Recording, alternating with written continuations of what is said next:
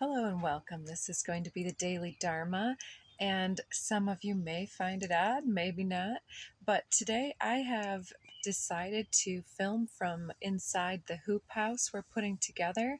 Some of you may be interested in hearing more about that, and we are undergoing some filming on the various homestead things that we're into as well. So before we get started today, let me just take a moment and show you all of the tomatoes. Some of them need a little bit more water.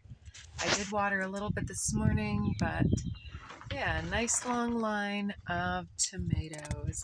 And we've got a bunch more seedlings that will be on their way in here shortly. We just started framing the end wall. You can back up and pause if it gets into the camera. But anyways, yeah, if you're interested in some of that content, stay tuned for that.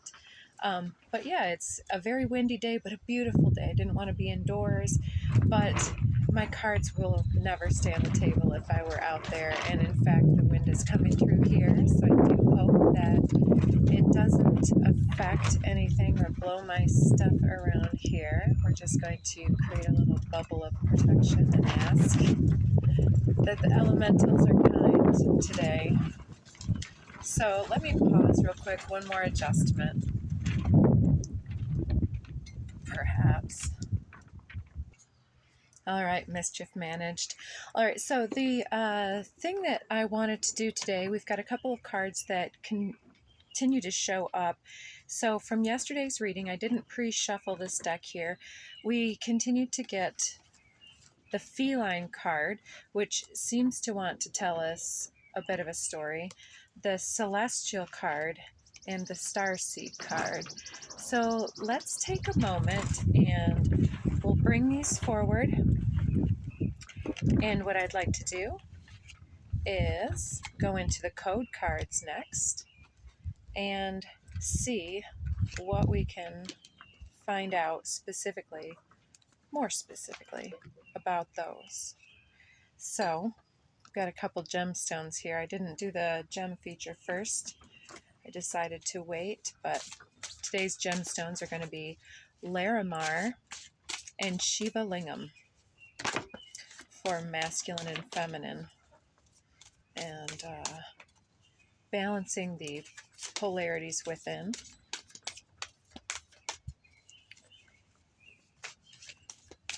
I don't know, usually I stop when I see a card fly out, but there a few more needed to be had.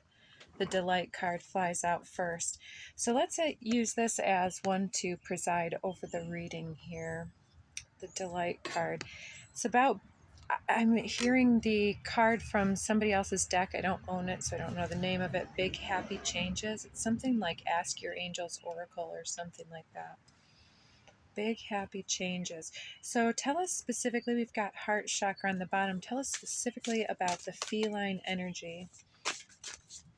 That one almost looked like it wanted to hop out. There we go. Yep, transition. Talking about change. And I want to see where that flew into the deck. Oh my gosh, you've got to be kidding me. Passion, change, with transition flipped in the middle. So to me, transition is sometimes like the Tower card. You can see it's kind of like that lightning bolt. And other times it's more like that waveform that that attunes and activates us. So with feline, there's some type of transition, a shift that's changing the way we... Ooh, I wanted to see that, and I didn't want that to happen. So splitting the deck here, we've got fertility, authority, and change here, and then here's the stack that has passion on it. So a change in what makes us happy could be. Let's see. So this is exposing a realization, alchemy, and Gaia. Gaia came out yesterday with some of these cards. So we're not going to take all of these cards, just to take them in. recognizing the way that we work with Mother Earth, or the way that Mother Earth is working with us, is helping us to understand the necessary changes of how we use our time, our energy, and then in that way our vital capacity to pursue different things. And so here with fertility and authority and change, it's like we're taking the bull by the horns, so to speak, and creating our own cycle of fertility and growth here. So so that's more about the shift with feeling, but tell us more about, maybe I should get from another deck. So since the impulse is there, let's get something further from its own deck here and see which cards want to speak further on the feline energy here. Is something about the way that we use our passion in our life is shifting and changing. The way that we're recognizing the way the cooperative cohesion between elementals and self, how we are the wind, so to speak. Okay, there we go. We'll take just that one. Rejuvenation. I think part of this too, under the deck, return of spirit. That's beautiful.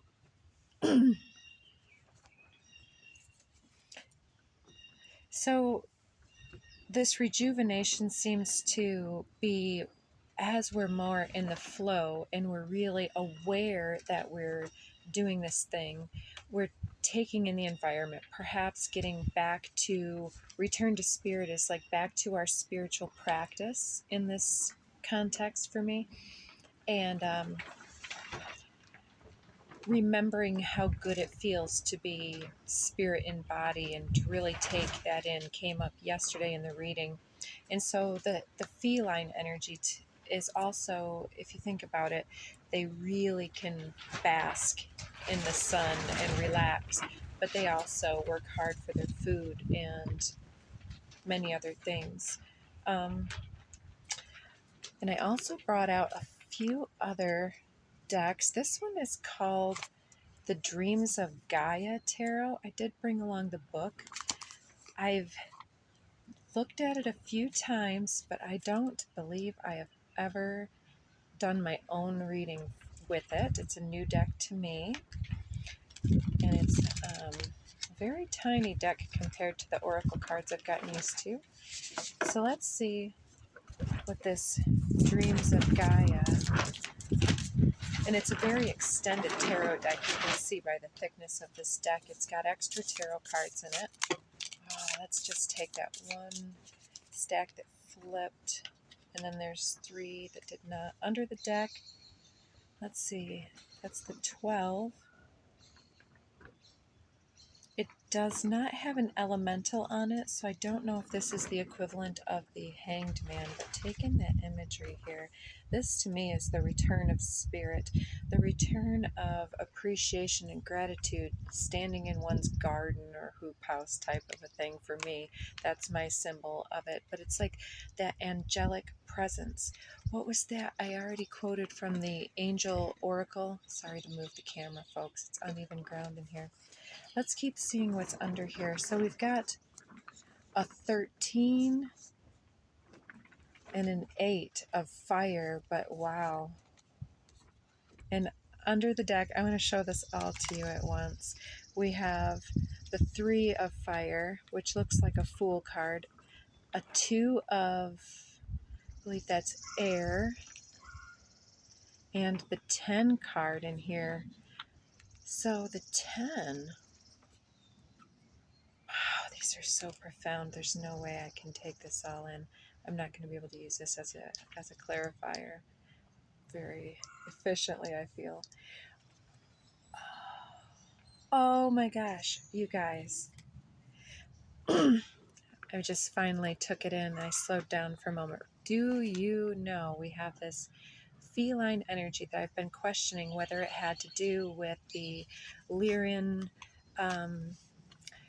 star beings, I guess you would say. And I don't know what my beliefs are in regards to that, but I believe in the multidimensionality of energy.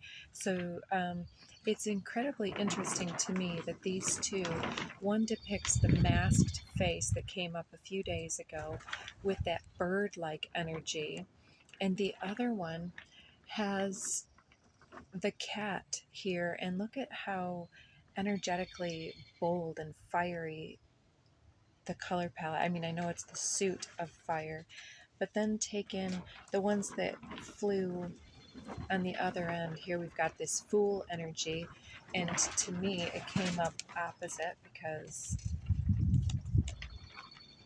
so this one came up to bridge this energy moving away, and you see how now it's yielding to the new enterprise of the darkness here behind. And I know that this is shown as mountains. That's what it is, mountains. But it also looks like that's the starry sky. Please excuse the road noise. We are near the road. Um, he's traveling light like the fool would at 11:11, and this is like other dimensional realms here. With the way this looks to me, they show up as mountains, but they're cosmic in nature. So many cosmic journeys and lifetimes and travels, and the individual's kind of looking back to take in this energy, this passion that we saw over here. And then we have the transition coming through. Let me reverse these so that it shows up in the reverse order here for you. Then look at this card of duality and shifting, light and dark. This is like not a toxic duality in this reading. It's talking about really making a turning point, perhaps from this fiery nature, this whatever way you were utilizing your passionate energy before in this active doing side, and now recognizing how once one balances the being and doing and the energetic bodies, there's this fulcrum of balance, this momentum of the up and down and in and out. And then here we have this card. It shows up as the 10, which would normally correspond to the wheel, but in here it does look like the Hermit. And like I said, we had that 12 energy that I would have thought would be Hermit. And this one is Priestess energy generally, but you might see down here they're depicting scales as though it's the card of justice. So it's been interesting for me to read this new deck with you. But it's almost like these beings here have influenced you in the past, and I don't mean that you're leaving behind their guidance, but it's almost like the infinite wisdom carries with you throughout time and space and goes with you no matter where you choose to create. And so it's like this energy and their support and assistance is merging with you, and you carry it in your head, in your crown, in your aura, in your cloak, in your knapsack here. And you're connected with all these different mountain peaks, having spent that time.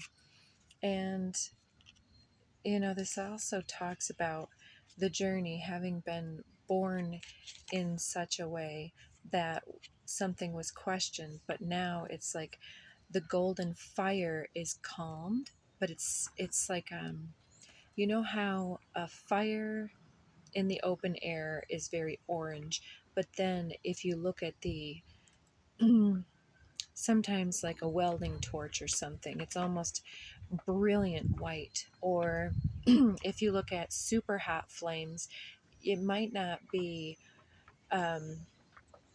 it's like a violet. It's the higher frequency flame. In the violet flame in general has come up several times recently, but then I guess what I'm getting at, and this is violet in the center here, I guess what I'm getting at is there's this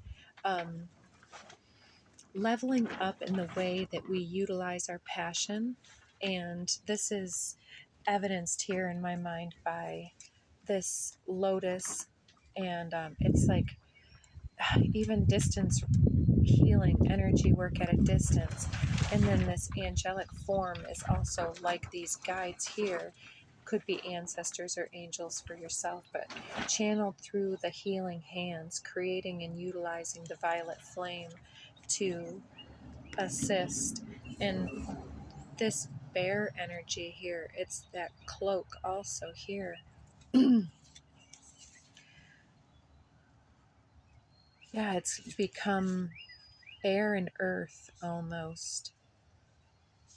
And it does appear that this individual, okay, morels are out in our neck of the wood, and look down here. We've got some mushrooms by this Celtic image on a stone. It's like out wild gathering, or gathering for medicine, or even taking a walk or something. It's very connecting and brings you back into connection with Mother Earth, especially to receive your medicine from the earth. I mean, I have to say, disclaimer here is about, be careful. There are those plants that are also poisonous that mimic the things that we can eat, so don't go out unless you're skilled, and still look it up just to be sure that you know your stuff. Because I mean, getting stuck in the bathroom for hours is the worst, unless you die. Random messages. So celestial, moving on. Let's give that a shuffle, and first get the code cards out for that. Moving on, Dina. Compassion is under the deck, picking this up. So it's like this expression point. It was like this crown opening, mind-blowing experience, that tower moment we see in that transition card, where it's just like the moment of choice, the moment of change, big happy changes. It's like it doesn't have to be meeting someone new, it doesn't have to be winning the lotto, it can just be waking up and choosing to do things a little differently, and then a little differently, and setting your energy up, doing your yoga or whatever you do. So Celestial, what does Celestial want to talk about? All right, we'll take that little pile under the deck. We now have prosperity. I like that. So showing themselves. So yeah, here's what I was just talking about: the expansion point, the breakthrough moment, that transition. The tower moment doesn't always have to be something that we fear. It can, and it always does end up happening for us, whether it's something we've been resisting or something we've been asking for. The tower comes through to shake us up, shake everything loose, and to help us to rebuild the way that we need to, based on the shifts and changes that have occurred. So nothing's constant but change. I always screw those up when I'm in channel. Anyway, so here's our big stack of cards here. Seeing some good ones. So we've got Celestial, that mind-blowing expansion point, where the above and below, within, without, all of those directions are kind of coming in and converging. There's a convergence at the center, that tantric journey that I keep witnessing here when we talk about the blending and co-creative, passionate, confident energy force field that's enlivened and quickened when we actually, it's like, as we know, several factors at once, but like where we ground, center, we're blending breath and body, integrated shadow, and all of that stuff. So it's accumulation of healing processes, self-dedication, growth, application, perspective, all of these things. And here, Merkaba here is talking about our field. So there's definitely an up-leveling and a magnetism happening within our within our force field, our auric shield here. And so we're being told that we're kind of walking with some of the it's coming through as walking with some of the greats. And I don't mean like important people in history, but maybe I do. Maybe you have different individuals throughout time who have called to you. Like, I know this might sound a little strange to some of you, but it is what it is. Those um, individuals from history speak to us for a reason.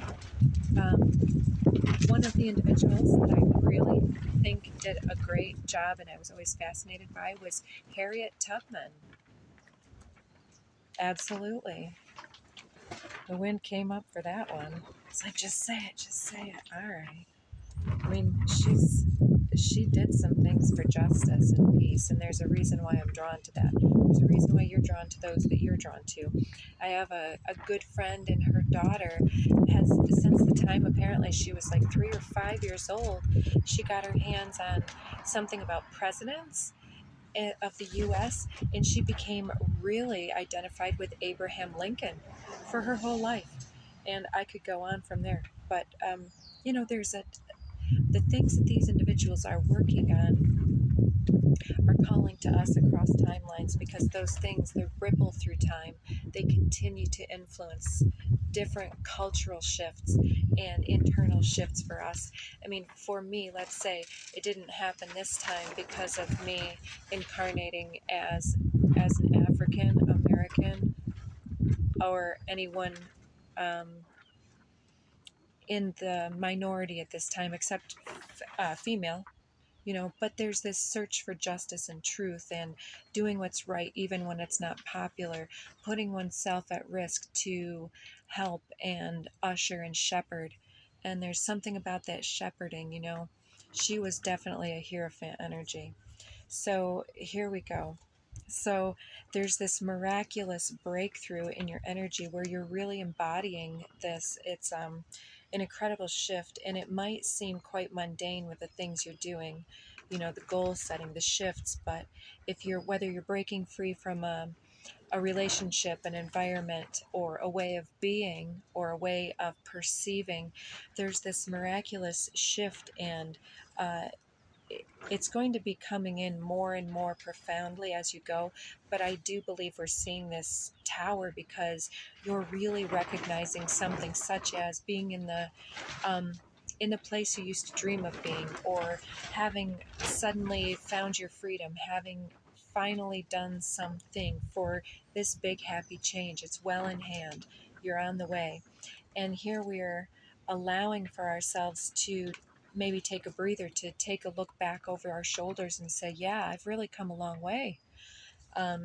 So allowing this healing, allowing yourself to recognize and take that breath, and to recognize how now you've really worked together with even your very DNA in this moment is how I take this. It's like the assistance that we're gaining from that eye-opening moment is more than just the recognition. It's the recognition that we're already working with these elements in our own life. And whether you've been aware of it or not, this is like we're surrounded by abundance, surrounded by the abundance of love, abundant growth on any level that's coming into your world. And what comes next? Material evidence of what we're bringing into form in our lives. So anything else for Celestial from its own deck?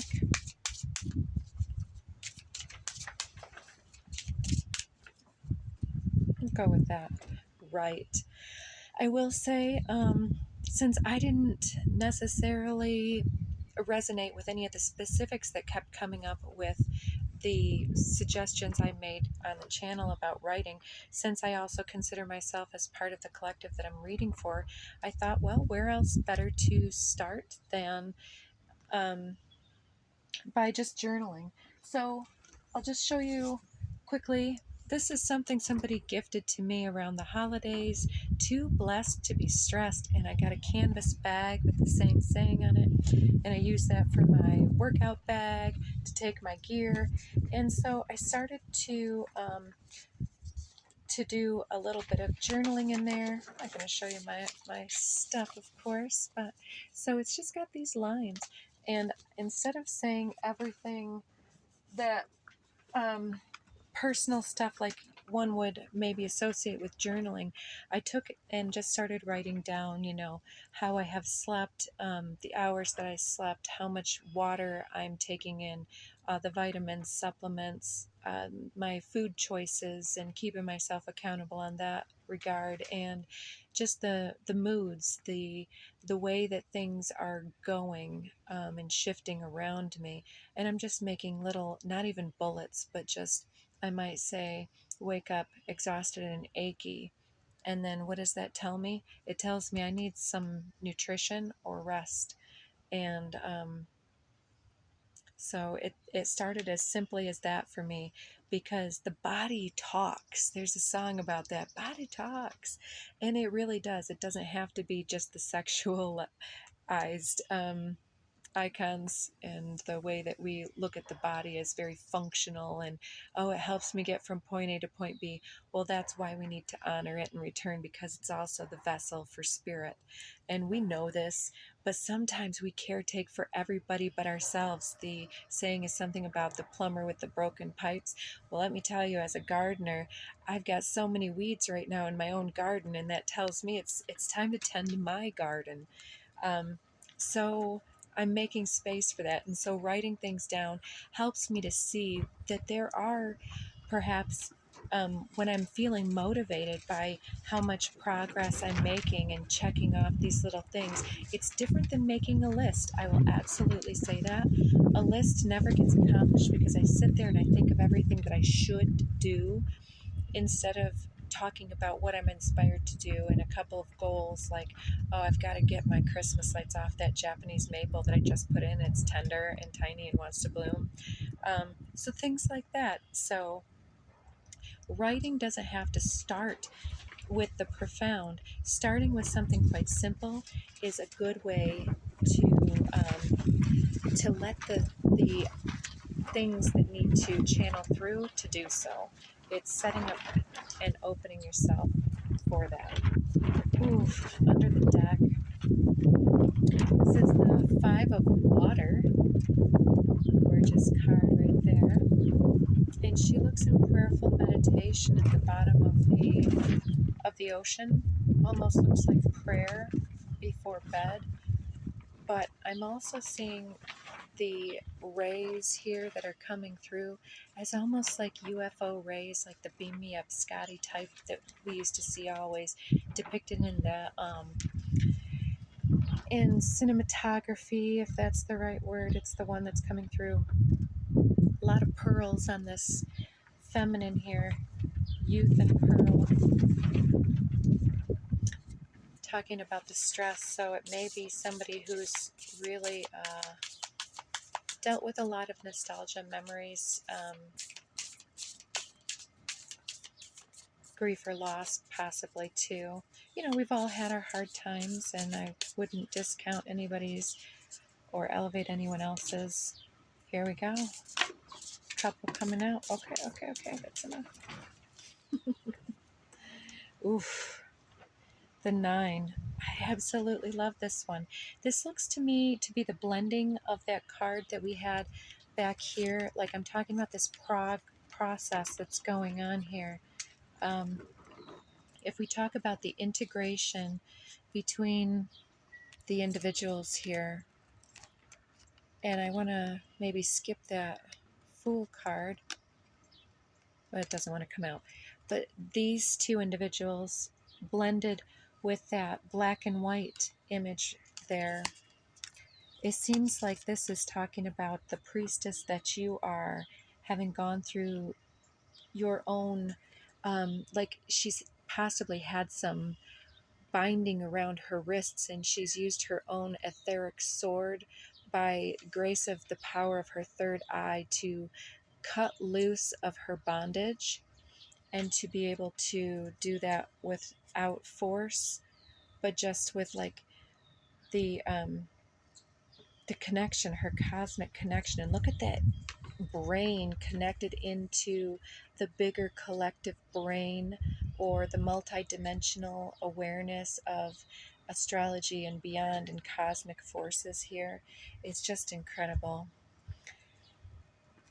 And then coming out, first we had this lovers type card. It's just a curve. I can show this one, but it's very romantic. This may come as romance or lifelong partnership may be a big part of what you're doing here. For some, I hate to use tag words. Please forgive me if that's not the path you're on, but some on that twin flame journey, soulmate journey, however you define it, divine love. Many of us have another individual that's critical to activating us to work out parts of our shadow. And until we work out our own garbage and our projections and our assumptions and fears about the other individual and about whether or not we're going to compromise unduly or be compromised. There's all of these issues regarding attaining that divine love here, but it's like having prayed for something and being able to witness it here and now, or for those that were moving out of one toxic situation and into another. And you don't have to be on that train if you're not on that one. I'm distracted because there's a great big black wasp and I really don't want it to come make friends. And then two more. See, here we have the 11. Oh, that's a gorgeous card. Again, looks a bit like that activation, that having worn this persona and manifested it. Oh, and that just below it, there's that dragon energy. So to me, this looks more like the Wheel of Fortune, Fortune's Wheel, or the Wheel of the Year. So this may be seasonal. You may be pagan in some type of a way. We're going into Beltane. So with that Lovers card there, you may be asking for a divine counterpart to show themselves to you or for the universe to give you confirmation. Ooh. And then we have this 5 card, which I generally associate with Hierophant, like I talked about Harriet Tubman, but here it looks like an emperor. So they've switched up all of the card numbers just to mess with me, I think. Lots of Celtic imagery, so maybe the individual that you're attracting is the one who's pagan, or maybe you share these beliefs, but a very fiery individual with a cougar here. And then the last couple cards we're going to get cut off here, and then we'll define this star seed a little bit more in a following video. We've got a 4, we've got another 4, and we have a 14. Look at these powerful individuals showing up for you. It looks like your soul group may be expanding here with some masculine energy. I'd also like to lay these 3 out, and we'll get this star seed energy.